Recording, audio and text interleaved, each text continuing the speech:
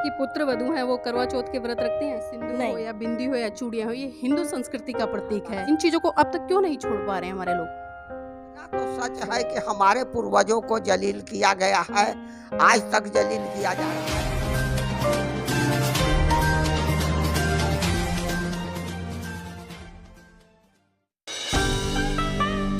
नमस्कार, आप देख रहे हैं एनबी न्यूज़ 24/7 नीलम बौद्ध के साथ। और साथियों, आज हूं मैं अम्बा औरंगाबाद बिहार में।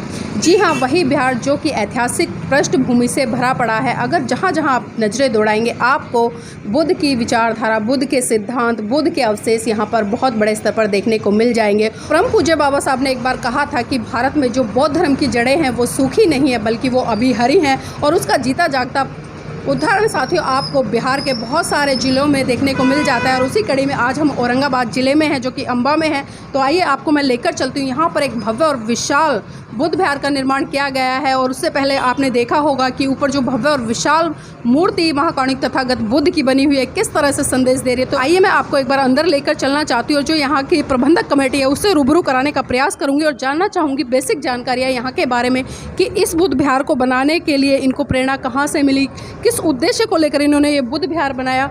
और आप देख पाएंगे अंदर का जो माहौल है बहुत ही खुशनुमा है, और जिस तरह से काफ़ी विशाल प्रतिमा महाकारुणिक तथागत बुद्ध की यहाँ पर लगाई गई है। और मेरे पीछे जिस तरह से आप देख पा रहे होंगे महाकारुणिक तथागत बुद्ध की जो विशाल प्रतिमा है वो भूमि स्पर्श मुद्रा में है। और यहाँ पर मेरे साथ में जो आयोजक कमेटी है उसके काफ़ी लोग हैं, तो उन्हीं से जुड़ने का प्रयास करूँगी और जानना चाहूँगी कि इस बुद्ध विहार को बनाने की प्रेरणा कहाँ से मिली और किस किस तरह से यहाँ लोगों का सहयोग मिला। सर, नाम क्या आपका? बहुत बहुत आपके मीडिया का नीलम बौद्ध जी बहुत बहुत धन्यवाद। और इस बुद्ध विहार बनाने का प्रेरणा हमको तब मिला जब हम भगवान बुद्ध का लिखा हुआ जो बाबा साहेब का बुद्धाम धम्म है पढ़े तब। और फिर हमको जो आइंस्टीन जो कहे थे कि इस दुनिया में केवल बुद्ध का मार्ग और सम्राट अशोक का कार्य ही वैज्ञानिक मस्तिष्क को संतुष्ट कर पाता है, तब मुझे पता चला कि से हमको बौद्ध धर्म अपनानी चाहिए और भगवान बुद्ध का प्रचार के लिए कुछ करना पड़ेगा। तो हम लोग ये विश्वकर्मा चौक बना दिया गया था, इसको हम लोग सबसे पहले कब्जा किए, जिसमें हमारे मास्टर साहब डॉक्टर नरेश बाबू वगैरह मदद किए। और इसके बाद में हम यहाँ पर सबसे पहले लंका से एक पत्थर का स्टैचू मूर्ति है भगवान बुद्ध का, वो लाए बनाना शुरू किए। फिर एगो भिक्षु मिल गए तो उनको बुला करके, वो महाराष्ट्र के थे, तो हम लोग यहाँ पर सब मिलकर चंदा कर करके और बनाना शुरू किए, जो ये आज बुद्ध विहार पर आप लोग पधारे हुए हैं। और हम बुद्ध के बुद्ध पंसिल का साड़ी लान दिए हैं। कुछ महिला लोग यहाँ बुद्ध के बुद्ध चर्चा होता है, अभी लगन उगन में बंद है, लेकिन हम लोग बराबर करते हैं। तो यही हमारा आज तक का कार्य का बने। बाबू जी, अभी जिस तरह से आपने बताया कि आपने बुद्ध और उनका धम्म जो पुस्तक पढ़ी है बाबा साहब के द्वारा लिखित, उसके बाद में आपने बौद्ध धर्म को ग्रहण किया, तो उससे पहले क्या आप हिंदू थे? देखिए, हिंदू तो हम सब दिन हम जब पढ़ते थे 67-68 में, उसी समय से हमको ये अंधविश्वास लगा था, इसलिए कभी भी हम स्वीकार नहीं किए। फिर जगदेव प्रसाद का 67 से जब ही सुश्री संवाद दल और रामस्वरूप वर्मा का ही हुआ तो उसके साथ उनके साथ रहे। और यहाँ पर फिर ये चित्तौड़गढ़ के रूप में जो जाना जाता था, यहाँ लोग तक वोट तक नहीं देते थे, जा हो तो उन्हीं के वोट हो गलवा। तो इसे आर करके फिर हम बुद्धिजीवी संघ में बहुत दिन तक काम किए। और इसके बाद हमको ये लगा कि नहीं, ये कम्युनिस्ट और पार्टी वगैरह से यहाँ कुछ नहीं होने वाला है। यहाँ हम जब तक भगवान बुद्ध के विचार को नहीं फैलाएंगे, तो भगवान बुद्ध के विचार को फैलाने के लिए ही हम यहाँ पर बुद्ध विहार का निर्माण किए। और इस तरफ से लोग आते जाते हैं, ऊंचा है, सब कोई देखता है और ऊपर देख करके कि इससे प्रेरणा ले रहा है, ये धरती बौद्धमय होगा। हम भी अपने लड़के को बौद्ध धर्म से शादी में दो को लड़का है, दोनों को कराए हैं। हमारे घर में आज तक कोई ब्राह्मणवादी विधि से कार्यक्रम नहीं होता है। हम लोग को जितना भी होता है, अभी हम लोग जो है खीर का यहाँ प्रबंध किए, जो भगवान बुद्ध का बुद्ध पूर्णिमा पर के दिन था, और हम लोग खीर का वितरण किए। तो बराबर हम लोग भगवान बुद्ध, बाबा साहेब और जितने भी हमारे मूल निवासी महापुरुष है, उसका बराबर हम कार्यक्रम यहाँ करते हैं। जी बाबूजी, अभी मैं सुन रही थी, आप लोग चर्चा कर रहे थे कि आपने यहाँ पे होली का शहादत दिवस के रूप में भी मनाने का प्रयास किया, जिसका कि बहुत बड़े स्तर पर विरोध हुआ। तो क्या घटना थी वो? हाँ, तो बहुत उस समय विरोध हुआ, सरकार भी हम लोग के नहीं करने देता, फिर भी हम किए।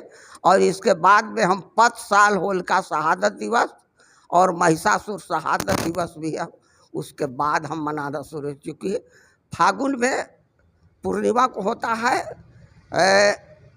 होलिका दहन, तो उस दिन शुरू किया। और फिर उसी साल महिषासुर का शहादत दिवस हम दशहरा को मनाए। लेकिन जो हिंदूवादी लोग हैं, जो सनातन धर्म के आजकल अपने आप को कह रहे हैं, वो तो कह रहे हैं कि जो होलिका है उसको अपने अलग तरीके से तोड़ मरोड़ कर बताते हैं। तो उस बात में और जो आप लोग कर रहे हैं लोगों को जगाने का प्रयास, कितनी सत्यता है? देखिए, उन लोग का जो ये काल्पनिक कहानी है, और हमारी होलिका जिस समय थी, भले उस समय का कोई इतिहास नहीं है, लेकिन इतना तो सच है कि हमारे पूर्वजों को जलील किया गया है, आज तक जलील किया जा रहा है। जैसे बाबा साहेब का भी किताबें खा रहे हैं, बाबा साहेब का हत्या क्यों और कैसे बिलास खरात जी लिखे हैं।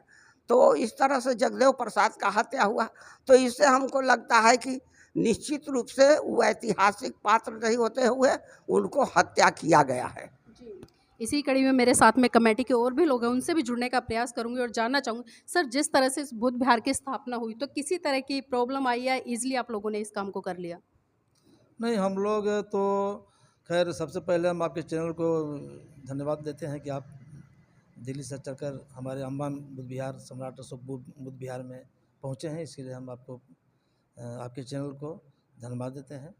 और जहाँ तक बात है ये बुद्ध विहार बनाने में हम लोग को कोई बहुत रुकावट नहीं आया। हम लोग चूँकि ये इलाका हम लोग का अपना इलाका है और इस इलाका में किसी को चलने नहीं देते हैं हम लोग, इसलिए हम लोग इसको बहुत ढंग से बनाए हैं। और आगे भी छूटा हुआ जो काम है उसको हम लोग बखूबी लगे हुए हैं, और इस बुद्ध विहार को हम लोग और इसको सुंदर ढंग से संवारेंगे और सजाएंगे। सर कितने साल हो गए इस बुद्ध विहार को बने हुए? लगभग 3 साल से लगे हुए हैं हम लोग, 3 साल से लगे हुए हैं। जी 3 साल। सर मेरा एक सवाल है आपसे, क्योंकि जो बिहार की धरती है कहीं ना कहीं हम देखते हैं कि इतिहास से भरी पड़ी है। और अगर हम बुद्ध की बात करें, क्योंकि सिद्धार्थ का जन्म तो नेपाल में हुआ, लेकिन जो बुद्ध है उस पर एक तरह से हम कहेंगे कि बिहार की जन्मभूमि से उनका जन्म हुआ है। तो इतना लंबा समय कैसे लगा कि आप लोग बुद्ध की शरण में इतना लंबा पीरियड बिताया आपने, उसके बाद आए? देखिए, चूँकि ये लंबा समय नहीं लगा, हम लोग को लंबा नहीं समय लगा। ये यहाँ पर बुद्ध विहार जो बना है, हम लोग बुद्ध से प्रेरित हो करके, सम्राट अशोक से प्रेरित हो करके और बाबा साहब से प्रेरित हो करके जो किताब पढ़े, किताब पढ़ने से हम लोग को लगा कि बुद्ध ही इस धरती पर सही है और कोई सही यहाँ पर देवी देवता नहीं है। और जहाँ तक लंबा समय लगने के बाद है, तो यहाँ पर पुष्यमित्र शुंग के द्वारा जब बृहद्रथ मौर्य को हत्या कर दिया गया था, तो हत्या करने के बाद बुद्ध का यहाँ नाम लेने वाला कोई भारत में नहीं था। तो नाम नहीं लेने वाला था तो फिर हम लोग को तो समय लगेगा ना। अब हम लोग को इतिहास कहा गया है कि जो कौम अपने इतिहास को नहीं जानता वह इतिहास नहीं बना सकता है। तो हम लोग तो इतिहास जानने का पहले प्रयास किया, इतिहास हम लोग को पता नहीं था। लेकिन जब इतिहास पढ़ने लगे तो इतिहास पढ़ने के बाद लगा कि ये हम लोग का यही सबसे जो हम लोग के लिए महान पुरुष हैं, कि हमारे देवता हैं, कि हमारे पूर्वज हैं, सब इन्हीं लोग हैं। और तब से हम लोग जो है इनके प्रति, भगवान बुद्ध के प्रति, सम्राट अशोक के प्रति और भगवान जो है आपको बाबा साहेब के प्रति हम लोग काफ़ी जो है से तन मन धन से लगे हुए हैं। और इसीलिए देर लगा कि हम लोग को शिक्षा नहीं थी। शिक्षा से हम लोग जब ज्ञान प्राप्त हो गया तो इसके बाद हम लोग को लगा कि नहीं अब ये हम लोग को सही है और इसीलिए हम लोग को समय लगा। सर जानना चाहूँगी तो साप्ताहिक तौर पे या दैनिक दिनचर्या में क्या क्या गतिविधियाँ होती हैं इस बिहार में? देखिए हम लोग बुध के दिन प्रयास करते हैं कि हर एक बुध को यहाँ पर 10-20 की संख्या में हम लोग तो जमा करने का प्रयास करते हैं कि अधिक से अधिक लोग इस बुध विहार पर बुध के दिन परिचर्चा के लिए आवें। लेकिन जो जितना आ पाते हैं 10-20 की संख्या में ही आते हैं, लेकिन आते हैं और उस दिन हम लोग बुद्ध परिचर्चा में हम लोग भाग लेते हैं और इस स्तर पर हम लोग अच्छा ढंग से काम कर रहे हैं और काफ़ी धीरे धीरे संख्या भी उत्तरोत्तर बढ़ रही है और हमेशा आगे बढ़ेगा। सर मैं देख रही हूँ बिहार में कई जो बहुजन नायक नायिकाएं हैं उनकी आपने तस्वीरें लगाई हुई हैं, कोटेशन भी लिखी हुई हैं, तो इन तस्वीरों को लगाने का उद्देश्य क्या है खासकर बिहार में? देखिए हम लोग बहुजन नायकों का तस्वीर लगाने का एकमात्र उद्देश्य है कि यहाँ जो भी लोग आते हैं अपने बहुजन नायकों जो हमारे ही नायक हैं, हमारे ही हीरो हैं, तो उनके जीवन चर्चा के बारे में पढ़ें, लिखें। हमारे पास सब तरह की किताब भी हैं, जितना आप फोटो देख रहे हैं सभी बहुजन नायकों का वो सारे लोगों की किताब हम लोग के पास है। और जो लोग यहाँ पर चाहते हैं कि हम बहुजन नायकों की किताब को पढ़ें तो हम लोग किताब उन लोग को उपलब्ध कराते हैं और उस किताब को पढ़ के अपना लाभ लेते हैं। और जब तक हम लोग बहुजन नायकों को नहीं लगाएंगे तो जाने हैं कैसे, और जब तक जानेंगे नहीं तब तक लोग मानेंगे नहीं। तो इसलिए हम लोग बहुजन नायकों के फ़ोटो को लगाए हुए हैं जानकारी के लिए। और जो नहीं पढ़ पाते हैं किताब उनको हम लोग यहाँ पर बैठ के जो परिचर्चा करते हैं तो उस परिचर्चा में उनके बारे में बताते हैं, उसके इतिहास भूगोल के बारे में हम लोग बताते हैं। तो देखिए इसी कड़ी में मेरे साथ में कुछ महिलाएं भी हैं, मैं उनसे भी जुड़ने का प्रयास करूंगी और जानना चाहूँगी कि खासकर इस बुद्ध विहार में और इस संस्कृति को बढ़ाने के लिए उनकी किस तरह की भूमिका है और किस तरह से वो कार्य कर रही हैं। आपका नाम क्या है? कमला देवी। कमला जी जानना चाहूँगी क्योंकि आप लोग जिस तरह से अभी सर ने बताया कि हिंदू धर्म छोड़कर आप बुद्धिज़्म की शरण में आ चुके हैं, लेकिन मुझे एक चीज़ दिखाई दे रही है आपके पहनावे से जो लग रहा है मुझे, क्योंकि कहीं ना कहीं हम देखते हैं चाहे सिंदूर हो या बिंदी हो या चूड़ियाँ हो, ये हिंदू संस्कृति का प्रतीक है। इन चीज़ों को अब तक क्यों नहीं छोड़ पा रहे हैं हमारे लोग? छोड़ेंगे, छोड़ देंगे। छोड़ देंगे मतलब कब छोड़ेंगे? अब तो थोड़ा समय लगेगा ना। अब जानते हैं ना बिहार में हैं तो सबका क्या क्या सोचेगा, अरे देखिए ना वो तो चूड़ी भी नहीं एगो पहने हैं, वो बिंदी भी नहीं लगाए हैं, कैसे रहती हैं। तो थोड़ा सा बदलाव आने में तो समय तो लगेगा ना। अब धीरे धीरे सब देखते हुए चलना है तो हो जाएगा। बहुत ढल रहे हैं, भाभी ढल गए हैं। देखिए दो लड़का का भी शादी किए हैं तो बुद्ध भगवान से किए हैं। अब मेरा घर में कुछ भी फंक्शन होता है तब बुद्ध भगवान जी से होता है, कोई देवी देवता नहीं मेरा घर में है। तो जो आपकी पुत्र वधू हैं वो करवा चौथ के व्रत रखती हैं? नहीं, नहीं रखते हैं। आप पहले रखते थे। अच्छा आप रखते थे? हम पहले रखते थे, बाकी अब धीरे धीरे तो छोड़ा है क्यों? छोड़े कि अब सोच रहे हैं कि भगवान जी हैं ही नहीं, बुद्ध भगवान है तो हम लोग बुद्ध भगवान के मान रहे हैं, सब कुछ कर रहे हैं तो काहे ला करेंगे। मतलब समझ आ गया कि व्रत करने से पति की लंबी उम्र नहीं होती है। कि नहीं करेंगे तो क्या सोचेंगे। जैसे जितिया उतिया हम लोग के बिहार में सब होता है तो कहता है कि अरे चलो कैसे खा लेंगे, मेरा लड़का बच्चा इतना है, कैसे ऐसे आज खा लेंगे, सबको किया है। तो ये चीज़ सोच के थोड़ा सुन लगता है कि हम कैसे खा लें अकेले। तो ये चीज़ अब सब माने थोड़ा सुन होता है ना। अब अकेले ऐसा करेगा ना तो लगेगा कि अरे देखिए ये ऐसा खाली इनको ही सोच ऐसा है। इसलिए अब सब धीरे धीरे हो रहा है, घर में भी हो गया, बाहर में धीरे धीरे हो रहा है प्रतीक, मैंने बुद्ध भगवान का प्रतीक। इसीलिए किए हैं, कहाँ झूठ बोलेंगे कि नहीं किए हैं बाकी अब छोड़ देंगे। अब धीरे धीरे बदलाव आ रहा है। जी जी। अच्छा जानना चाहूँगी, आप बता रहे हैं कि आपने करवा चौथ का व्रत छोड़ दिया है, तो भगवान बुद्ध ने मना किया या अपनी मर्जी से छोड़ा? अब नहीं, अब अपना मन से छोड़ना चाह रहा है। अपने मन से छोड़ना चाह, मतलब छोड़ा नहीं अभी? छोड़िए तो अब आएगा तब तो छोड़िए ना देंगे, किए थे। तो देखिए जब जागे तभी सवेरा, और ये ज़रूरी हो जाता है कि आज एक वैज्ञानिक सोच को लेके हम आगे बढ़े, क्योंकि जिस तरह से बताया करवा चौथ का व्रत रखते हैं, और अक्सर मैं खुलकर बोलती हूँ कि जो महिलाएं करवा चौथ का व्रत रखती हैं और कहती हैं कि पति की लंबी उम्र के लिए होता है, लेकिन तमाम आप आंकड़े उठाकर देखिए जिन महिलाओं ने अपने पतियों की लंबी उम्र के लिए करवा चौथ के व्रत रखे हैं, शायद कभी ना कभी समय आया कि उनके जीवन साथी समय के रहते हुए समय के बाद इस दुनिया से चले गए। अगर इतनी ही ताकत इन व्रतों में या पूजा पाठ में होती तो आज इस दुनिया में कोई भी या मैं कहूँ किसी भी महिला का पति नहीं जाता, वो सभी जीवित होते। तो हम इनको धन्यवाद और साधुवाद देते हैं कि जिस तरह से यहाँ पर इन्होंने एक विशाल भव्य जो बौद्ध विहार है उसका निर्माण किया, और जिस तरह से लगातार यहाँ पर आते हैं, गतिविधियाँ होती हैं और कहीं ना कहीं उन परंपराओं को त्याग करके आज एक वैज्ञानिक दृष्टिकोण की तरफ बढ़ रहे हैं। इसी कड़ी मेरे साथ में डॉक्टर जन्मय जी भी हैं, उनसे भी मैं थोड़ा जानना चाहूँगी, क्योंकि लगातार डॉक्टर जन्मय जी को हम सामाजिक आंदोलनों में देखते रहते हैं। सर, जिस तरह से यहाँ पर ये बिहार बना है और लोगों में एक नई क्रांति आई है, तो क्या लगता है भविष्य में किस दिशा में लोग बढ़ने का प्रयास करेंगे?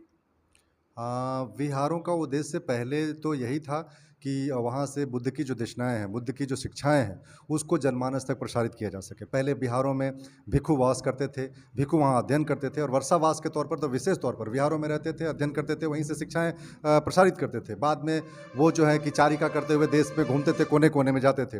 तो हमें लगता है कि आज भी विहारों का जो कार्य है, विहारों का जो उद्देश्य है, यही होना चाहिए कि विहार में शैक्षणिक वातावरण बने, बुद्ध की शिक्षाएँ जो है कि लोगों पर प्रसारित किया जा सके। जो लोग बुद्ध को मानने वाले हैं या जो नहीं भी मानने वाले हैं, उनको भी बिठा करके बुद्ध की क्या अच्छाइयाँ हैं, बुद्ध के क्या उपदेश है, बुद्ध ने किस प्रकार से एक जगत गुरु के तौर पर लोगों को उत्तम जीवन जीने का कैसे मार्ग दिखाया, उन तमाम मार्गों की, उन तमाम उपदेशों की, तमाम अच्छाइयों की, पंचशील की, इन सब की चर्चा होनी चाहिए, ताकि जो लोग हैं बुद्ध की शिक्षाओं को आत्मसात करके अपने जीवन को उत्कृष्ट बना सके और देश के उन्नति उत्थान में अपना योगदान सुनिश्चित कर सके। तो उस दृष्टिकोण से बुद्ध विहार एक बहुत ही संपन्न, सुदृढ़ और बहुत ही ऊर्जा का केंद्र है, और इसको यहाँ आकर के मैं भी महसूस करता हूँ और हर व्यक्ति यहाँ आकर के ये बात को महसूस करता है। जी, बिल्कुल, बहुत बहुत धन्यवाद सर हमारे साथ जुड़ने के लिए। और देखिए, यहाँ पर जिस तरह से तमाम लोगों से हमने बात की और जिस तरह से इस बौद्ध विहार का निर्माण हुआ है और जिस तरह से इस बौद्ध विहार के बारे में बताया गया है और जिस तरह से लोगों ने इसका निर्माण कराया, तो वास्तव में बहुत ही सराहनीय है, क्योंकि शुरुआत हो चुकी है और जब शुरुआत होगी तो कहीं ना कहीं अंजाम तक भी लोग पहुँचेंगे।